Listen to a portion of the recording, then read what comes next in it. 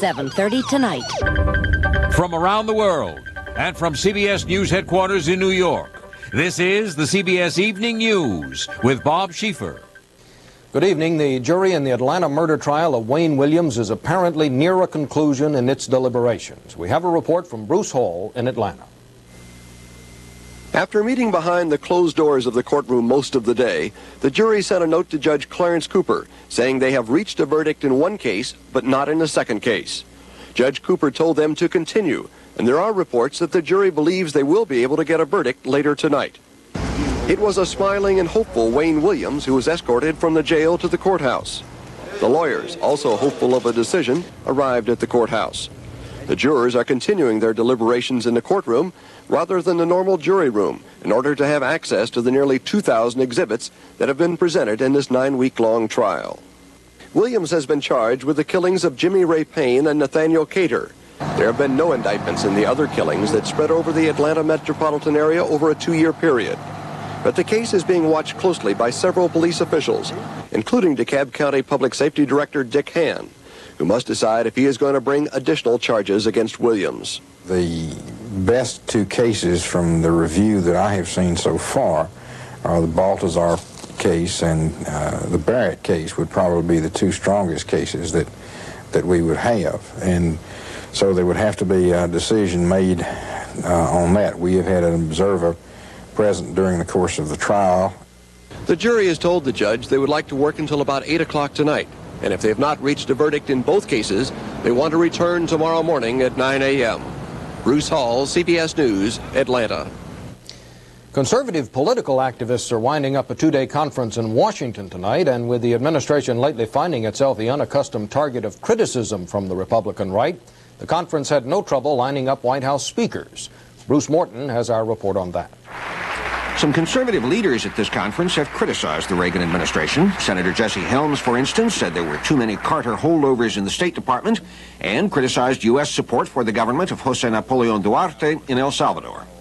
Now, Mr. Duarte, let's face it, is a man far to the left of George McGovern. And he is our standard bearer as a defender of freedom there. But the rank-and-file conservatives who make up the conference have been dazzled by a parade of cabinet officers. They gave a standing ovation to glamorous Alexander Haig. He wowed them. I've been somewhat concerned that my conservative credentials have been questioned recently. I noticed one of your publications the other day said, Haig must go.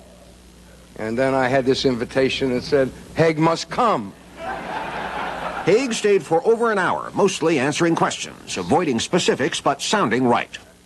Despite the anguish of Nicaragua and El Salvador today, which too many forget, we're on the platter of this administration when we arrived. Interior Secretary James Watt, an established conservative star, got a warm welcome.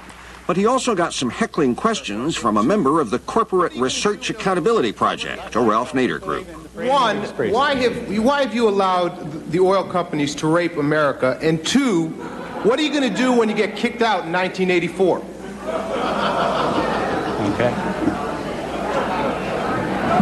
Okay. Let me answer the question because while he means ill will, we mean no ill will to me. You're the kind of guy that I was thinking of when I saw that bumper sticker. God loves you and I'm trying.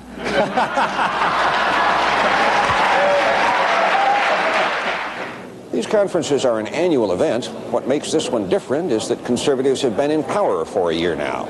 Being the ins is exciting. It means a president, a string of cabinet officers, but it may also add a sense of uneasiness, the knowledge that if things go wrong this time, conservatives will be blamed for it. Bruce Morton, CBS News, Washington. The bipartisan commission that the president set up last year to make recommendations on the financial problems faced by the Social Security system held its first meeting today. The chairman, Republican economist Alan Greenspan, told the group that the administration at this point has not ruled out any solution, including general tax revenues to finance the system. That was something of a surprise since administration officials were suggesting several months ago that they opposed using general revenue funds to support Social Security. Less surprising was Greenspan's prediction that what with the diverse backgrounds of the panel members, the chances are less than 50-50 that the commission will ever reach a consensus on any solution. Sam Hart, a little-known black radio preacher who President Reagan once intended to nominate to the U.S. Civil Rights Commission, said today, trouble with the news media is what caused him to step aside as a nominee. Hart's controversial views had brought considerable criticism from civil liberties groups, and it has since been disclosed that he defaulted on a $100,000 Small Business Administration loan. But Hart said what caused him to withdraw was constant phone calls and harassment from the press. The White House spokesman said the president was inclined to honor Hart's request and would not submit his nomination to Congress.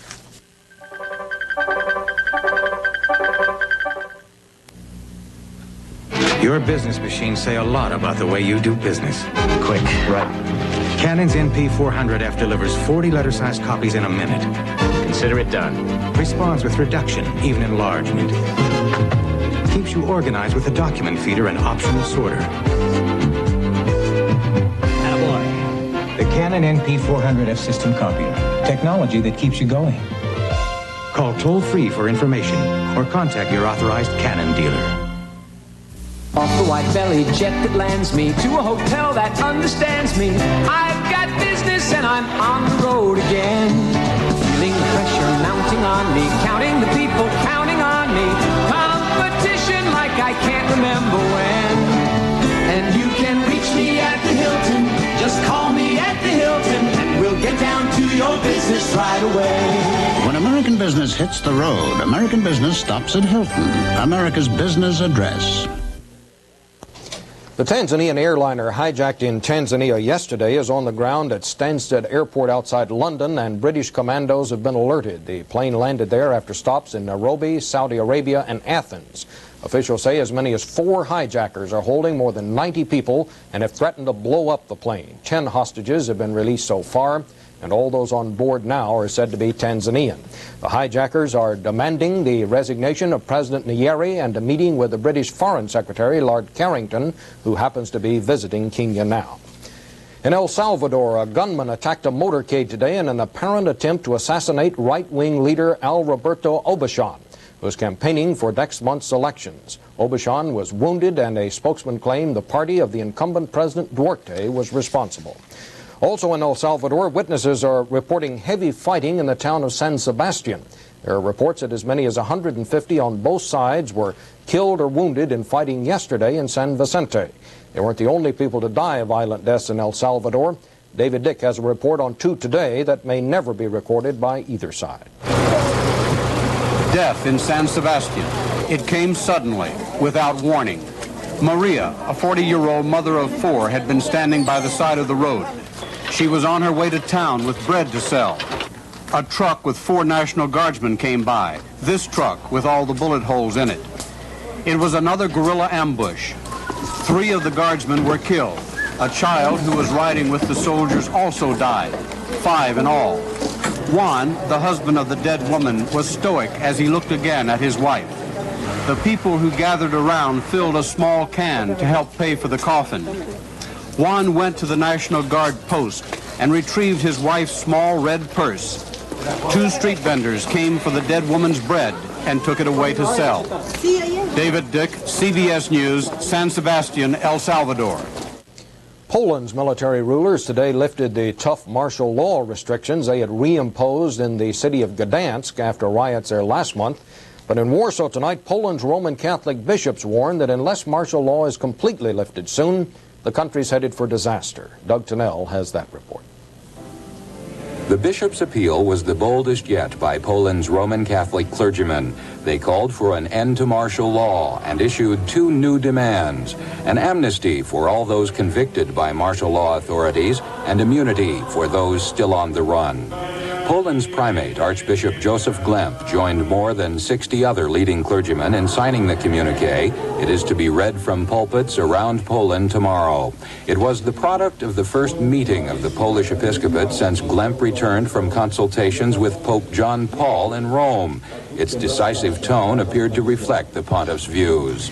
The communique describes a nation in the throes of moral, social, and economic catastrophe, and it prescribes a solution, a national accord between the Communist Party, the Church, and the suspended Solidarity Trade Union. Today's appeal for an end to martial law was not the first by Poland's Roman Catholic hierarchy, but only one day ago, the Polish Communist Party gave its unanimous support to continued rule by the military. Doug Tennell, CBS News, Warsaw. Another car bomb, the third this week, went off today in Muslim West Beirut. At least 8 people were killed, 35 injured. The bomb went off at a crowded intersection near a Syrian army checkpoint. An organization that opposes the presence of the Syrian peacekeeping troops said it was responsible. The same group said it planted the double car bombs last Tuesday, which killed 12 people.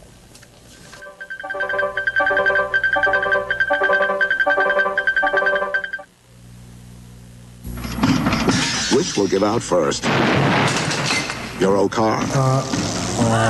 Or your money? It's gonna cost you. Don't wait to find out.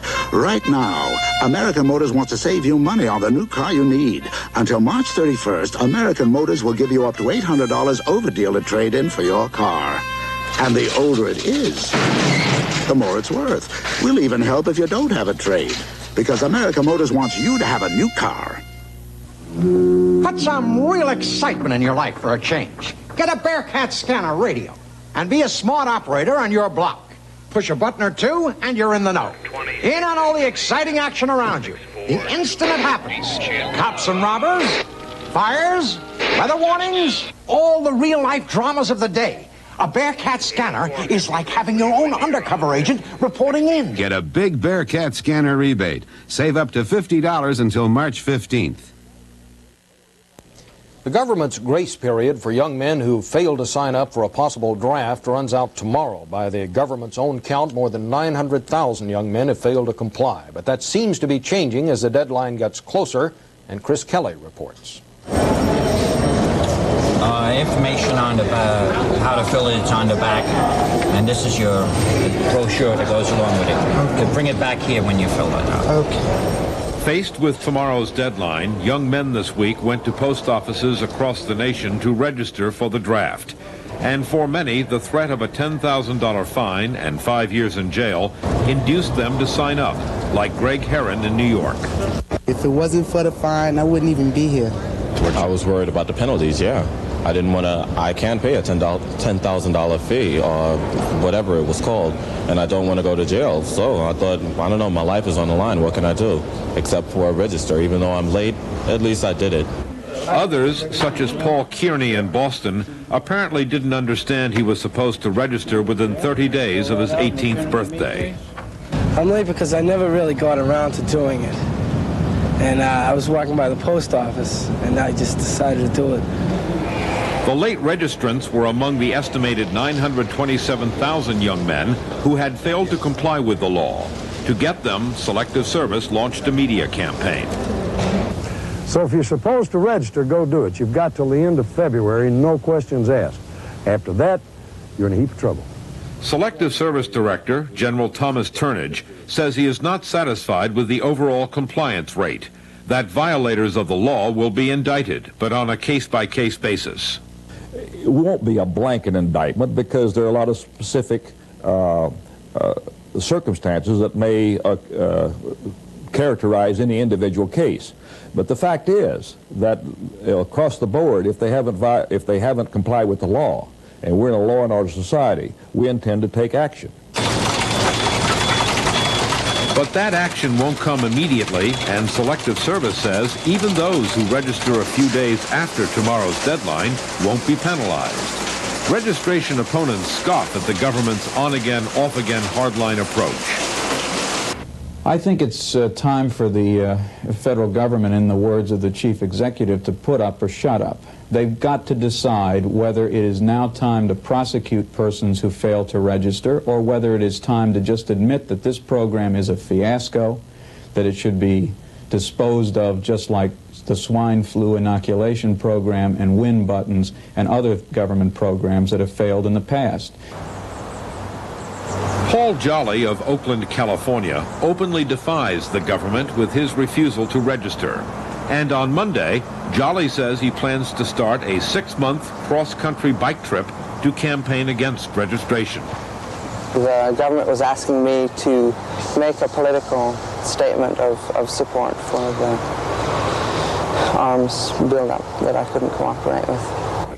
And in Washington, D.C., 19-year-old Jim Fussell says he's willing to go to jail rather than register. Don't plan on registering, and I won't register. And I'm not registering because of my moral and religious convictions, which have led me into the political action in a number of ways.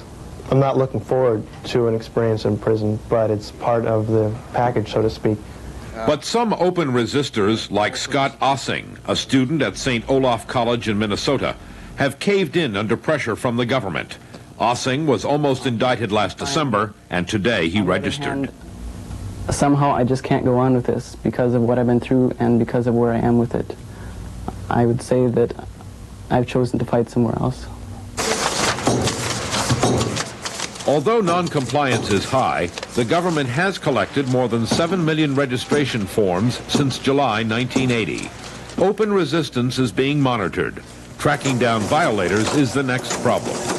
Chris Kelly, CBS News, New York.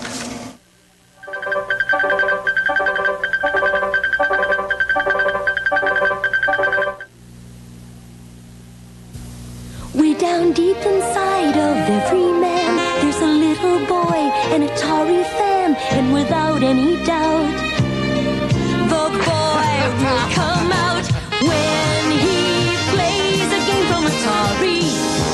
Have you played Atari today? Give a man an Atari game and he'll turn into a little boy. But don't worry, he'll be grown up enough to share it.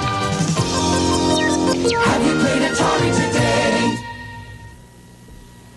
Who needs Dr. Scholl's air pillow insoles?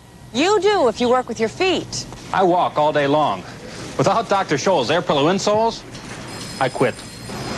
I hardly take a step, but I couldn't do this without my air pillow insoles. Thin enough to slip comfortably into your shoes. And heavenly soft to cushion every step all day long. Who needs Dr. Scholl's air pillow insoles? Just about anybody who hasn't got them. We've just been told that the jury in Atlanta has reached a verdict in the Wayne Williams murder trial, and the verdict is expected to be announced in about 10 minutes, about 7 o'clock Eastern Time. As soon as we get the information on what verdict the jury reached, we'll have it for you, of course. Nationwide, there are about 350 women firefighters, but of about 350 women who've applied to be New York City firefighters, not one has yet been hired. The women say that is discrimination and have taken their case from the firehouse to the courthouse, and city officials all over the country are watching. Marlene Sanders has our report. You have to bring your hook around your right side like I told you to do the first time? Yes, sir. All right. These men are training to become firefighters for the New York City Fire Department. After 6 weeks of rigorous workouts, they'll join the nearly 12,000-man force, a fire department constantly on the move. Last year, it responded to more than 122,000 calls. The work is hard, but the pay isn't bad, beginning at $18,000 a year. The job used to be called fireman. Today it's firefighter, a tip of the fire hat to non-sexist language, in anticipation that women would one day join the ranks of firefighter too. That day, in New York at least, hasn't arrived yet for women like Brenda Berkman.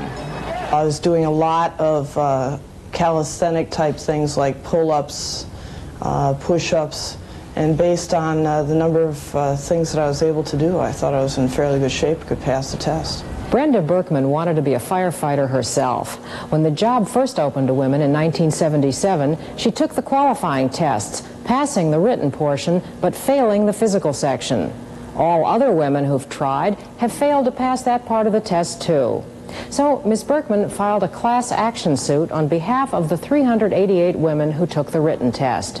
She maintains the physical exam is more stringent than the job requires and thus discriminates against women. It's kind of strange, though, that the first time that they administer a test which women are allowed to take, it is the hardest physical examination given in the recent history of the New York City Fire Department. The women's complaint focused on several tasks required in the test.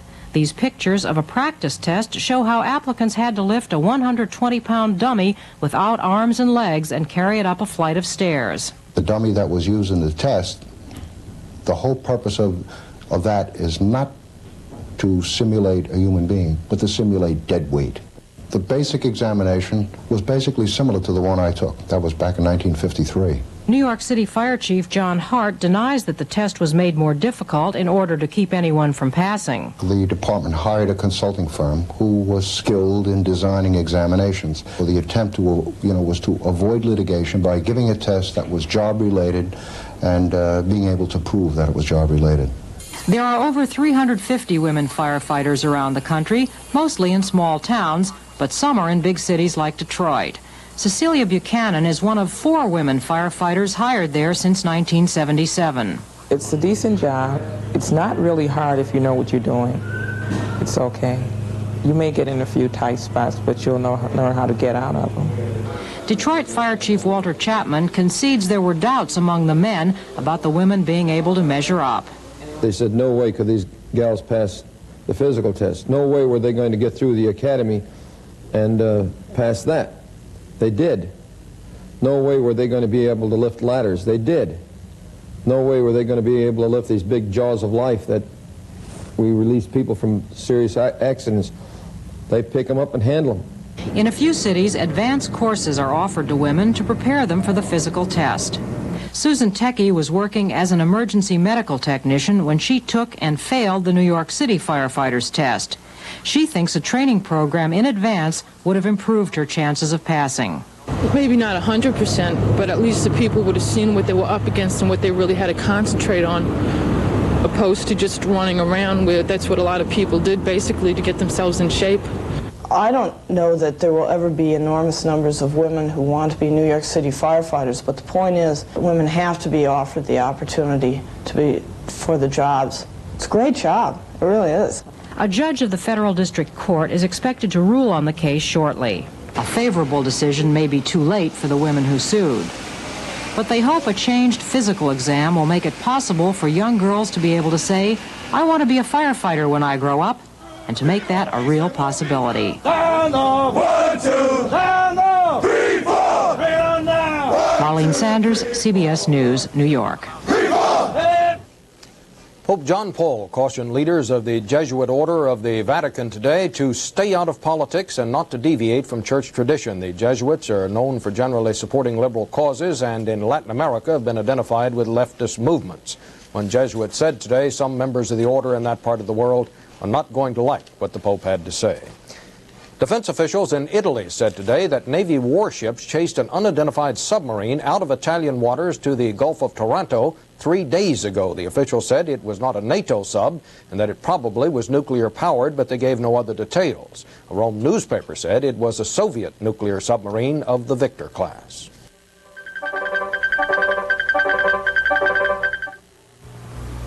You're not too young for Geritol, 'cause it's Geritol. With the iron that you should take, Geritol. And you want to stay in good shape, Geritol. And do what's best to look great. You're not too young for Geritol. Get your rest and exercise and take Geritol every day. Each Geritol tablet is a special combination of potent amounts of iron and lots of important vitamins. You're not too young for Geritol. People say I have $1 million smile. Well, I should. Sometimes I think I invested that much in it. That's why I chew Freedent. Freedent is the one gum that won't stick to my dental work. And I love that fresh minty taste.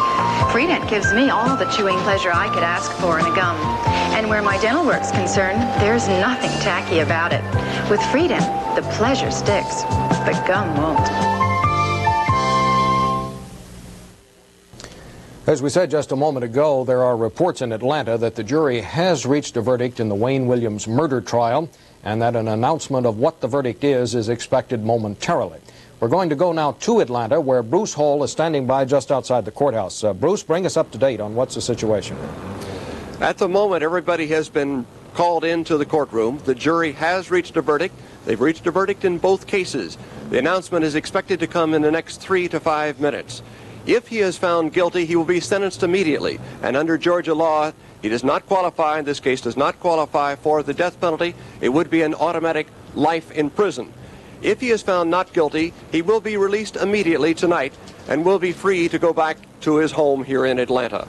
Bruce, I'm not clear. Is this an unofficial report that the jury has reached a verdict, or has the judge actually said they have reached a verdict and they're waiting now for the defense lawyers to come into court and the prosecution? It is not official, but what has happened is a number of the deputy sheriffs have already put out the word on the police radio, and also the deputy sheriffs that we have been talking to during this long 9-week trial have said the verdict is in. The judge knows there is a verdict, and everybody is called into the courtroom. Well, as is not often the case in trials like this, the jury is not meeting in a jury room, I'm told, but meeting actually in the courtroom. Why was that, Bruce? It's very unusual because the jury is meeting in the courtroom because of all of the different exhibits. There are nearly 2,000 exhibits, and they couldn't get those into a normal jury room, which are very small in most cases. So they left them in the courtroom so they could wander around and look at the different exhibits. Some of them are very large, and so that they could study those as they needed to. Earlier today, we were told that the jury came into the courtroom or notified the judge they had reached a verdict in one of the cases. Then he sent them back for further deliberation. Now, bring us up to date on that situation. Well, they said that they had reached a verdict in one case about 4:30 to 5 this afternoon, and that they were deadlocked on the other case. But the word came very quickly as soon as they passed that note to Judge Clarence Cooper, and he said that you must have a verdict in both cases. They indicated that they thought they could reach a verdict tonight, and they had planned to stay until about 8 tonight, but they said, if we can get a verdict, we're going to go ahead and do it. So we're now waiting for all of the defense lawyers, the prosecution, everyone to gather in the courtroom so that the verdict can be officially announced. We expect that verdict momentarily. We would ask, if you are interested, to stay tuned to this CBS station. As soon as the verdict is announced, we will have that report for you. Once the verdict is announced, if indeed it is coming as Bruce Hall says it is, CBS News will have a special report at 11:30 Eastern Time tonight on the trial. Well, that's our report for now. I'm Bob Schieffer, CBS News, New York. Good night.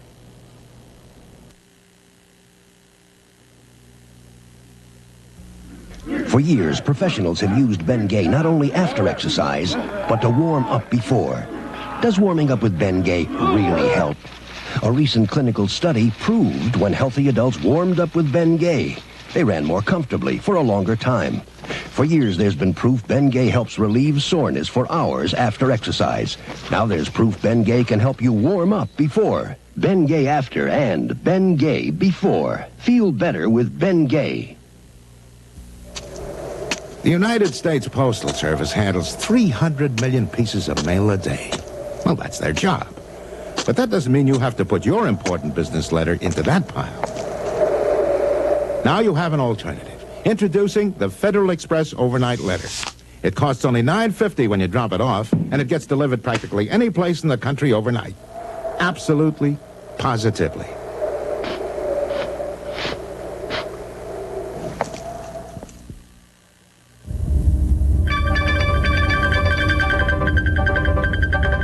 From around the world and from CBS News headquarters in New York, this has been the CBS Evening News with Bob Schieffer. Tomorrow's guest on Facebook. Sybil Moran. Eastern taught her to be a flight attendant, but nobody had to teach her to like people. For 3 years now, more people have flown Eastern than any airline in the free world. The reason is Sybil and all the people at Eastern really do earn their wings every day. We're Eastern, America's favorite way to fly. Come fly with Eastern. Today, the landscape of fire trucks were used to block the runway. About 90 people were being held hostage aboard the airliner by 4 men who claimed they were heavily armed. British authorities decided the hijack would end at Stansted. It was decided that it had gone on long enough, and that as the plane had arrived in Britain, it was up to us to deal with it and finish the business once and for all. And so we determined that that plane would never leave here once it had arrived here, and we had no intention of making any concessions that would in any way help or encourage people to hijack aeroplanes. The police arranged for the hijackers to talk with a former Tanzanian